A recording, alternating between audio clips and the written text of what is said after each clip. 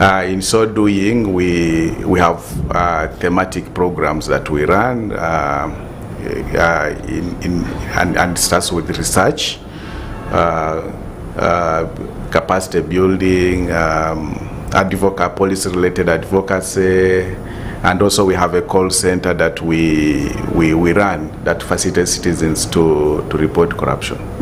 Yes. According to that mandate, how have you seen it play out? Do you think you are making an impact on the everyday person, if I may coin the word? Do you think the impact that Transparency International was meant to do is actually ongoing? Do you think there's been a great impact to that effect? Yes, it is. We have done quite a lot of work in terms of engaging governments across the globe in terms of minimizing corruption for improved service delivery. And one of the things that we are happy about is that we have been able to do research which is widely quoted, including government entities, on how countries are faring in terms of fighting corruption.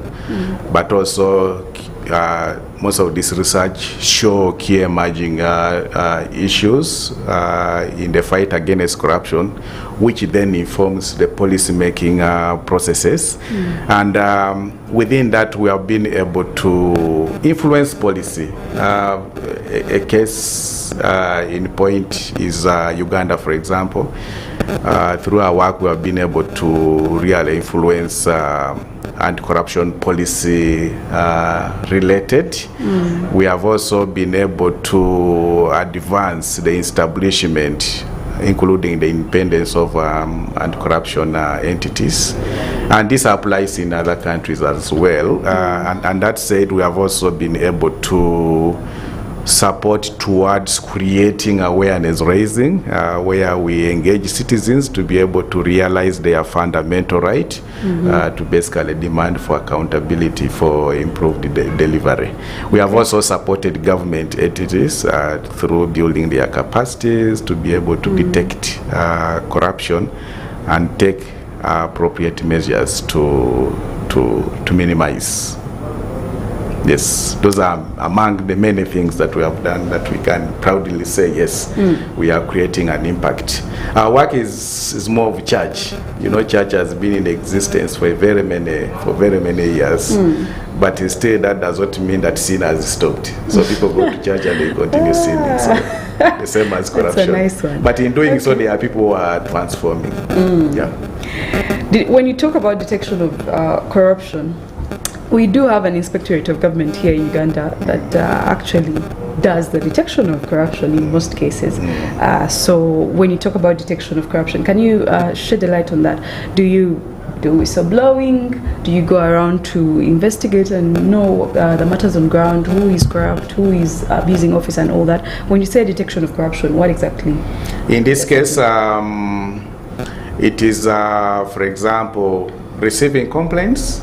For the case of the Inspectorate of Government, their role is basically to receive those complaints, investigate, and then prosecute, forward the files to the DPP for prosecution. But also, even within the IGT itself, they have a mandate to prosecute directly without necessarily going through the DPP.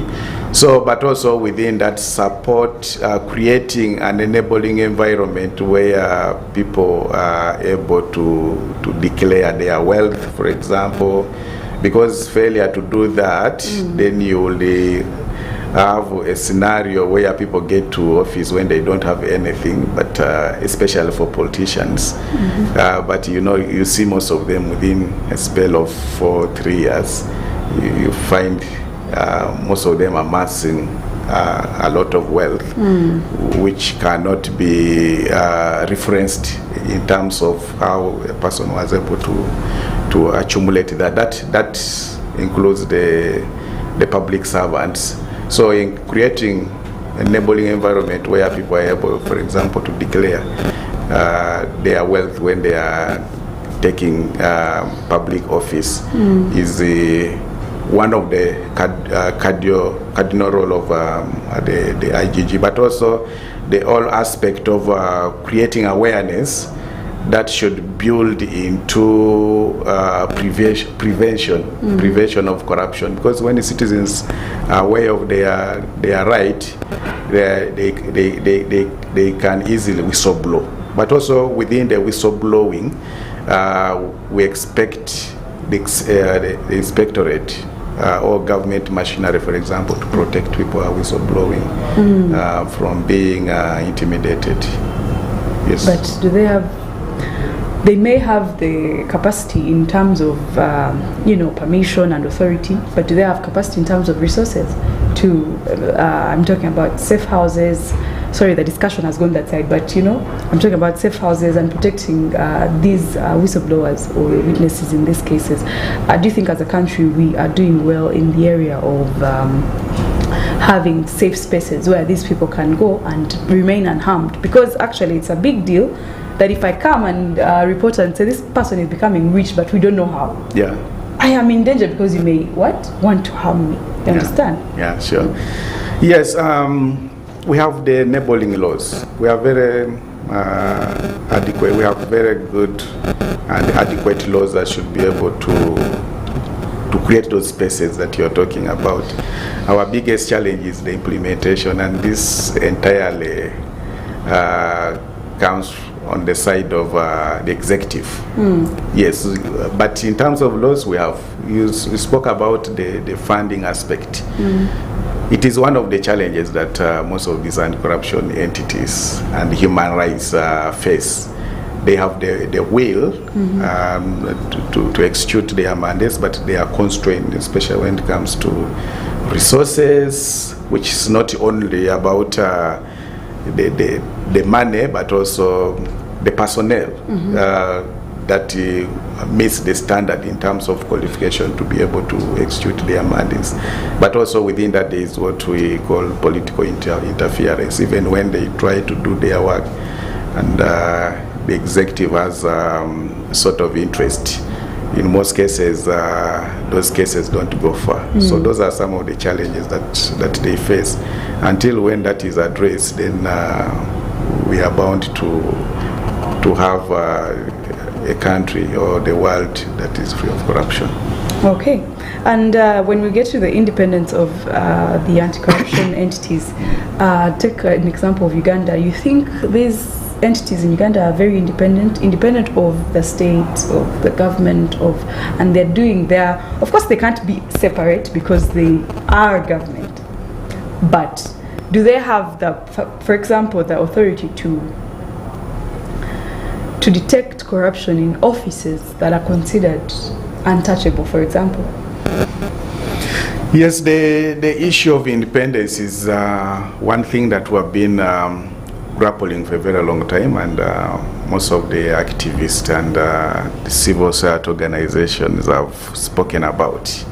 It is where our biggest challenge is, and that has actually affected the effectiveness of some of these institutions that were established under the Constitution of the Republic of Uganda to basically bring sanity in terms of ensuring that they deliver their mandates so that the citizens are able to realize their fundamental rights, that it's not only limited to quality service delivery, but to express themselves on how they want their country to be governed. So it's a big issue of that political interference, a big issue, and it comes from the executive. And as you know, we have three arms of government. We have the executive, we have the legislature, and then we have the judiciary.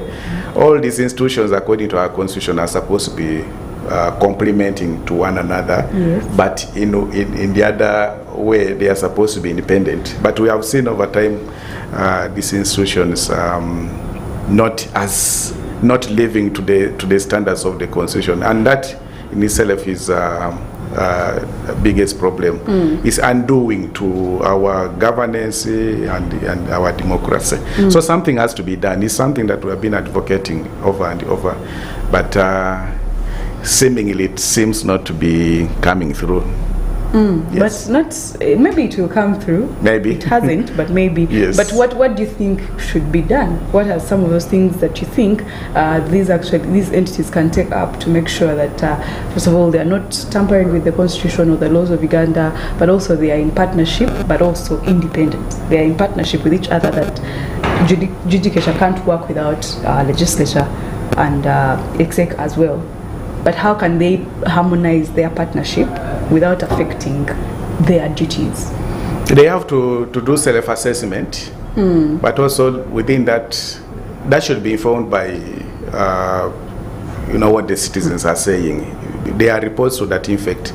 So they have to look at the citizens' concerns and then self-reflect on those assessments, but also have an honest discussion. The three arms of government are supposed to sit down and have an honest discussion and find a way of working together without necessarily undermining the roles and responsibilities of the other. But also, the biggest thing that needs to be done is the citizens to acknowledge this and also take actions in terms of determining who becomes their leader, because once that is dealt, then we'll begin seeing some changes. As long as we continue having the same persons who are not necessarily thinking about representing the citizens, then this is bound to happen. Talking about exactly that, can you tell us some of the qualities of the people that should be voted in office? Because you have the platform to talk to the people who are out there, who are going to vote. So maybe they need to hear this often, so when they go to the ballot, they remember why they are there. Competence is number one. I want to give an example of our MPs that come to Parliament. And before I say, I need to state what one of the MP said one time, that when you look at the caliber of members of Parliament, you find that it is actually the voters that came to Parliament, not the MPs. So the MPs that would have come to Parliament are the ones that remained at home, and the ones that were supposed to be at home are the ones that are in Parliament. So why so? It's because people, the citizens, the voters, vote for people that give them, that bribe them. And in most cases, people are competent, don't have the capacity, don't have that capacity to pay those bribes. So you find, sorry to use this word, the idiots are the ones that come to Parliament. And what do you expect from that kind of, what do you expect from such individuals? So what needs to be done is for citizens to know that it's critical to have someone who is able to represent them in the August House. And in so doing, they should look at the competent aspect, not necessarily the money. You see that our latest statistics show that an MP spends an average of about 1 billion shillings. Initially, it used to be about 400, 600, but now it has shot, as per the previous election, shoot to about 1 billion shillings. But now if you combine in the primaries and the general elections, it even goes beyond. So those that have the money will find their way to Parliament, as opposed to people that would have been there. So voters should focus more on quality as opposed to the crap, because of the money that they give to them. And some of this money is not that much. You find someone being given 1,000, 2,000. How can you sell your vote for 1K really? Guys, wake up. Those ones who are listening to us, I know. You have to style up and value your vote, because this has an impact to the country. You see, Parliament has become an entity where people are looking for how they are going to benefit. That's why you see some bills and laws being passed, not for the interest of the country, but because someone has been bribed. You see, you have had instances where MPs have been bribed 5 million. You can imagine, how can you sell your country of just 5 million shillings? You see what is happening. You know, as long as the executive has interest on something and it's not popular, they will always find a way of bribing these members of parliament to pass. And yet, when you have very sober, competent leaders, people who are there to represent their country, they wouldn't take this much. They wouldn't take this. They wouldn't take any bribe. Okay. But I'm just thinking about something off books. If you're hungry, very hungry, you've not eaten anything, and somebody offers you 1,000. In that situation, in that moment, you might not remember that, oh, it's a very little amount for me to, sell my vote and all. But have you ever been hungry? Yes, I have. So you were hungry. Okay, what you usually tell people, if it has come your way, because we are Africans, receive, but that shouldn't influence you. Oh. Yeah, receive, but that shouldn't influence you. And in a way, of course, for starters, when we build that culture, even those that know that they will bribe their way, they will realize that citizens have gotten to know that they can receive and they actually don't vote for you. So for now, we are saying, okay, receive. If they have brought, sometimes it's very difficult to say no, receive it. But is that and a vote bribe? Otherwise. Or it's just, money that someone found you on the way and gave you? We can't consider that a bribe. It is. These politicians do it deliberately. Do you know that on the day of voting, people actually give out money?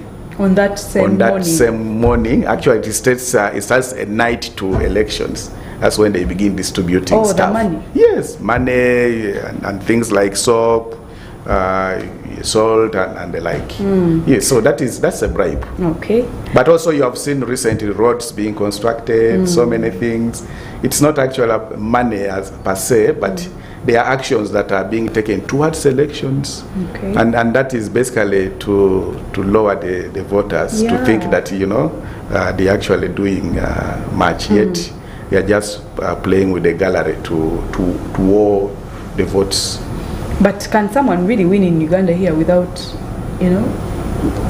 incentives to the people? Yes, you saw the nope in the previous elections. In the central here, people actually voted for red without even knowing the persons they were voting for. Did you know that? I would believe that. I believe that. Yes, so sometimes people actually they do, but you see now it happening in an area where the civic competence is quite high. Yeah. Yes, so most of these MPs they were voted for, but citizens actually didn't know who they were voting for. What they only valued was the color and whatnot, because of the wave. It was more of a protest vote. Yes. But did the same happened with when we still had the FTC as a stronghold in opposition? Yeah, sure. Used to happen Sure. People would at that point, because most of these opposition parties don't actually have resources. It is the NRM that has the resources, simply because they actually use the taxpayers' money to bribe the voters. Wow. Yeah. And do you think this, before we go for a short break, you think this can change? How exactly can we convince the people? It is well. It is okay. It's okay. How exactly can we convince our people, our citizens, that we cannot vote basing on just color and a few incentives? Yeah. How can we do that? Well, I think the citizens need to be educated, and that education should build their civic competence to basically look at a couple of things, especially when it comes to voting for someone, not just being taken up by events, really. The other thing is minimize the use of money in elections. We have these laws, although not sufficient enough. But already there's already a conversation of enacting a law that should be able to deter politicians from bribing, excessive use of money in elections. And I think once we have this law in place, it should go a long way in reducing money in elections. And the reason why this is important that citizens have to know is that once these people, the money that they spend is not their money. They go and mortgage their properties, they run to money lenders and borrow this money, sell their property. And when they get to parliament, 5 years is not that long. So where there is a deal, someone will definitely take it on. And at the same time, the voters are asking for, some of them, have you had instances where some MPs don't go to parliament? They don't go to the house simply because they are hiding from money lenders and the banks and the like. So it has an impact to their work. But also, you find that when it comes to taking certain decisions, say for example, government is pushing for a certain law, even if it is not popular. The government the executive is clever. They know how vulnerable these MPs are. So they know that it is not popular, but if we bribed them, if we gave them money, for example, they will accept. You get the point? So those are some of the effect of using excessive money in politics. They make the MPs who are supposed to be sober, independent, and they analyze certain laws and policy, bills that come to parliament, not to do so, because they equally want that money to be able to keep themselves on ground, to be able to recover what they spent in elections. Yeah, yes. True, very true. Thank you very much, Mr. Auko. We are still here discussing the issues of corruption, governance, arrests, detention of suspects and all that, especially now that we are in the season of 2026 general elections that is coming up. We are trying to see exactly how best we can send the right people this time around to represent us in office. My name is Carol. We are going to take a very short break. Remember, we are powered by Protea Hotel, by Marriott Entebbe, and we are on social media at COU Family TV. Let's take a break and be back shortly. Don't go away. This is Church of Uganda Family TV. Enriching lives. Regulated by the Uganda Communications Commission.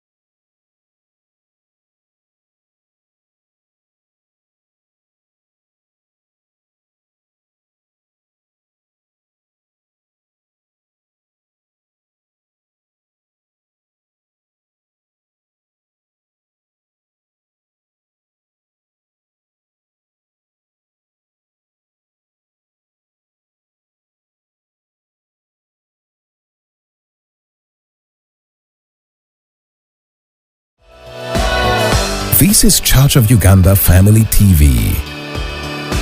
Enriching lives. Regulated by the Uganda Communications Commission. Hello, welcome back to Issues at Hand. Thank you so much for being here and a part of us at Church of Uganda Family TV, where we enrich lives for a living. I mean, it is a very, very interesting thing to do, to be able to bless people in the morning. For example, we are blessing you this morning with this discussion about our political arena, where we stand, especially as we get into these elections that are very pivotal and important to us as a country. Now, remember, the elections are important in a way that they affect the economy as well. The people you send to office, for example, as members of parliament, they will definitely maybe be chosen or favored by head of state to become ministers, and then they'll start making policies, implementing them, and making sure that the country gets better. So it starts from the grassroots. For a rank as not so high as LC1. Mind who you choose to go there to represent you. Women representatives, children representatives, persons with disabilities. Each and every piece puts together a puzzle that if one of those pieces goes, in a different position, then we shall have a problem as a country, which is what we're trying to solve and find out and analyze this morning with Mr. Auku from Transparency International. What exactly can we do better? How exactly can our leaders do the right thing this time around to make sure that we have able leaders in office, leaders that are going to bring about the change that we hope to see as citizens. And the discussion we've had so far has been very, very elaborate, but I'd like to get into another side of it. We've talked about governance and corruption, but in relation, we have to talk about what has been happening. If we compare the past election, remember that that is when some of the political parties came out to shine. Like you said, we were voting red. Others were. They seemed, we had a gentleman called John Katumba that people considered unserious. I don't know why. Is it because he didn't have money? He was young. All these things. Why have you laughed? It's interesting. Yes, John Katumba, for example, why people considering him? Yeah, why did you laugh, for example? Because you're not the only one. Mm-hmm. Every time he's mentioned, people actually start laughing. Yeah, meaning because he's coming as a... Yeah, because he came from nowhere, he's young, and the way our politics has been made in such a way that it should be for powerful, old and so forth. So they didn't take him seriously, yet the young boy actually was serious. You get the point. And he made his case. He contested, and of course he did not have the capacity really to move across the country, to engage the voters, to vote in his favor. So that's exactly what I was looking for. He is young. We have very many people who are young that can do a good job. We've seen countries where people come from being a waitress or a waiter in a restaurant to parliament. To the August House. We saw that in the United States recently. And my question is, for these young leaders who are able but do not have the capacity, as a person who maybe is experienced in these areas, how would you come in to advise them, to advise me? I am a young leader, I don't have the resources, I don't have the capacity, but I actually want, and I know that my policies or my ideologies will actually bring about change once I am voted into power. But how do I go about that to make sure that actually people give me their trust? Actually, as a country, we're actually getting there, because when you look at our parliament, for example, our current parliament, the majority actually 45, average of 45 years. That's not bad. I think 45, according to the current situation, is actually considered young. So we are striving to that. But also those that manage actually had resources. The current parliament of MPs that are young, those that managed actually were under the NRM. And the reason why they were able to find their way to the August House is because of the party which facilitate the process of elections and so forth. Unlike in opposition, again, you find that people are there are relatively a bit older, although with the wave of NUP, we have also seen NUP presenting young people. You get the point, especially for the case of Central. But again, you ask a very interesting questions. What needs to be done to ensure that the young citizens take on take on the leadership of their country? Remember, 75% of our population is young. Okay, yes. It's a young population, a country with the biggest number of the young people. So what needs to be done is the young, for example, acknowledging the fact that it is now. They should move away from the narrative that says that they are the young, they are the leaders of tomorrow. No. Tomorrow is here. Tomorrow is here. So they should know that it is now, and they should be able to take on. Because, especially at the time when we are seeing that many things are not going on well. So it's their responsibility. They need to take the advantage of their numbers to support, to come out, but also those that come out should be supported by the young people, by the young voters. But also within that, I think citizens need to be educated. Because I remember I ran in the previous elections, actually ran for MP. One of the undoing for me is that I am still a young guy,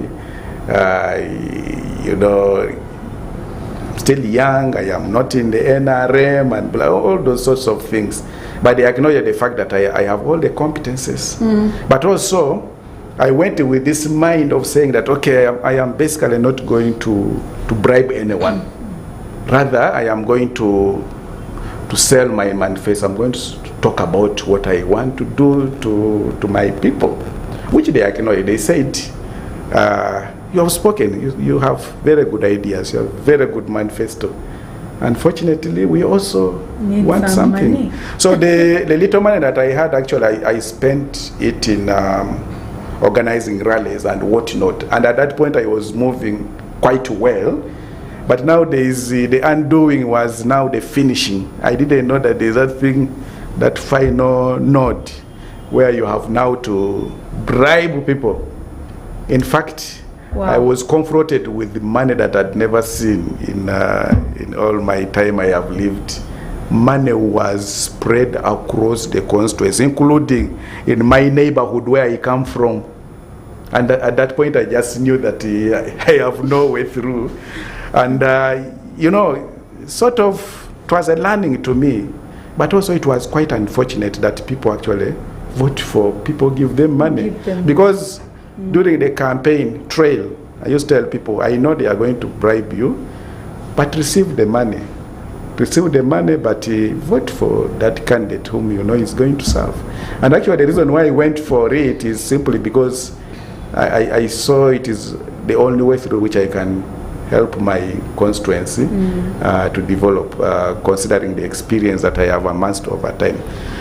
So, moving forward, I think in terms of your questions, there is need to create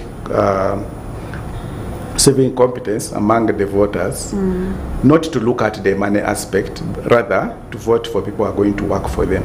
Yeah, thank you very much for that. Now, we've seen protests here in Uganda. Today it's the MK protesting, MK people. Tomorrow it's maybe NUP or FDC. The only party I'm seeing that is not protesting is NRM. I don't know if they are very comfortable. Otherwise, I would also, if there is, I would highly MK is NRM. No. MK is NRM by association of family, but MK is an entity of its own. So I would be happy if I saw some NRM people actually protesting and showing that things are not okay, but we are trying. There I would be like, okay. But what's your take on the fact that these protests actually, for some, you remember the November of, there's a November of 2021? Where we lost lives, yes, which was unfortunate. Yes. And so comment 2020. on compare the two. The protests that are happening now, because protests are important. That's why police says, if you want to protest, you come, we shall protect you. Yeah? So they are not a crime. Because if you want to demonstrate peacefully, as long as it's peaceful, then it's okay. What's your mind on the fact that the protests now are not, we've not seen any loss of lives so far, but we've seen people trying to express themselves. Is it bad?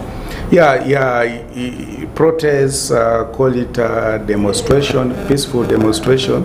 It is a right of citizens to express their grievances against the regime. So the law provides that. The only challenge is what happens thereafter if people have come to the street, have raided the social media and whatnot. So what we are seeing now is that government is not for people who are protesting for the good of their country. And that's why you've seen in the recent months arrests, detention of most of these activists, call it people who are saying that things are somehow wrong and they need to be corrected, which to us as activists is a violation of human rights. You have seen that they have been protesting, but they are not being killed and so forth. Because why? It's because they are also learning from the previous one, where they killed dozens of NOP supporters and whatnot, and that has gone down to books. And of course, having done self-assessment, I think they realized they could have gone wrong. But also remember, there are those that were arrested and they are still under detention up to now without being tried. And of course, of recent, we have also seen people being arrested, tortured, and let go.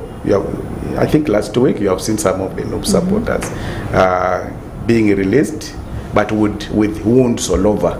So that is more, is as good as killing someone, because some of them, after getting out of wherever they're being detained, call it safe houses, call it whichever ungazetted, detention centers.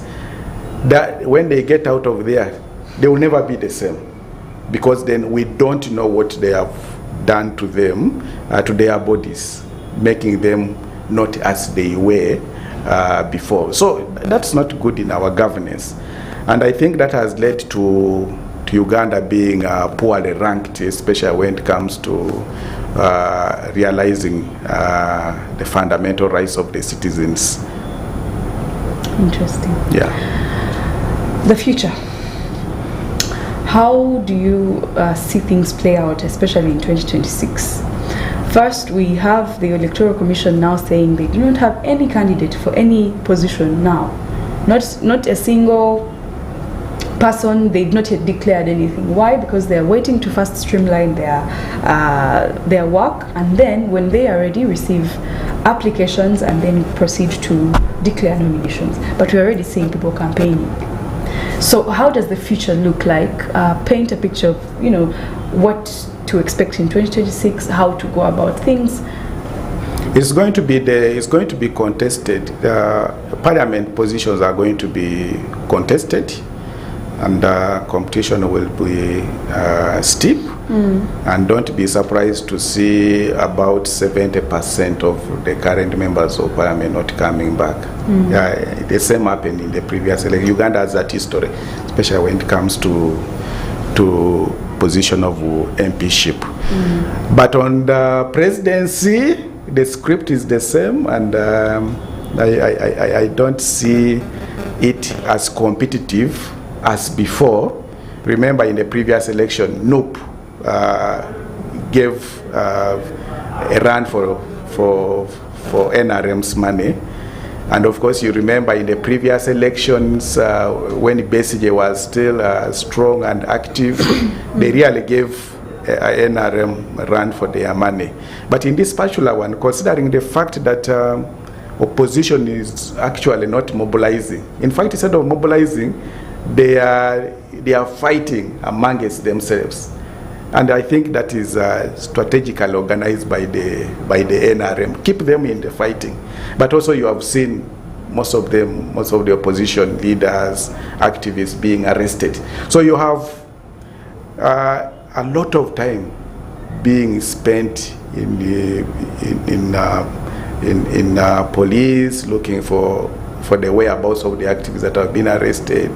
You have a lot of time being spent in courtrooms and whatnot, at the expense of mobilization, because this is the time for mobilization. You already say there are those who are campaigning. Those who are campaigning are more of people who are running for lower positions, but also maybe at the level of the MPship. But the presidency, which is critical for this country, little is done in that area. But also remember, in order to counter the majority NRM in the parliament, the political parties, especially the opposition, they would be now busy trying to sell their ideology, trying to prepare for their primaries in order to have numbers in parliament. But like I said already, that is not being done, and of course that is for the advantage of the NRM. So for presidency, I don't expect any surprise, rather seeing the same person bouncing back. He's going to go on the ballot paper. If anyone out there also wants to go on the ballot paper, this is the time. If he wins, if he goes to the ballot and wins, then he has won. The script can remain the same, as long as people have decided and said, for us, we voted this one. That's just it. Haven't you had instances where people say, but we never voted for this person, how come he's the one that won? How do moreover, you know that with the majority votes? How there's no way to know that. Yes, sure. We have had instances. Because the vote is, I am the only one who knows my vote. So how do we know that we all voted for this person? It is because most of us are never on ground. But you find that when you look at those declaration forms and how they are declared, how results are being declared, you would be surprised when you see what is mentioned at the national center. Okay. Yes. All right. As we wrap up, you can give us your last words because we're out of time. Now that we are going towards elections, I want to call upon Ugandans to be peaceful, but also it's a time for accountability. I know the people that you elected in the previous elections had their manifesto and promises.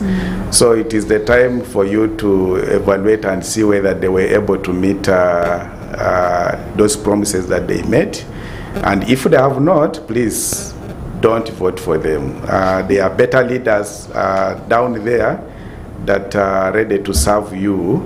But also, look at how things are unfolding, especially at the national level. Remember, there are laws that are being fronted, and some of these laws would not be in the best interest of the citizens. So if you the voting pattern of where your MP is matters. If it is not representing your views, remember they are supposed to consult you before they make any decision in Parliament. So failure to see that, please know that that leader is not for you. So vote wisely, but I encourage you to be peaceful and vote for those people that you think will make these countries to transit from where it is to another level. But also be mindful of those that are bribing you. It is against the law, and as Transparency International, we discourage that. Vote competency. Let no one influence your decisions. Thank you. Thank you very much for making it here this morning, and thank you thank you to our viewers for keeping it Church of Uganda Family TV and making sure that you are always tuned in to get to know exactly what is happening around the country and how exactly we can make our society better. Remember, we are getting into elections. Please do vote wisely and vote people that are going to bring about change in our society. Now, don't go away, because we still have a number of shows, a number of things to bring your way, a number of programs, talk shows that are going to touch your life and also entertain you. We do have a number of entertainment. All right, good morning. Have a blessed day. This is Church of Uganda Family TV. Enriching lives. Regulated by the Uganda Communications Commission.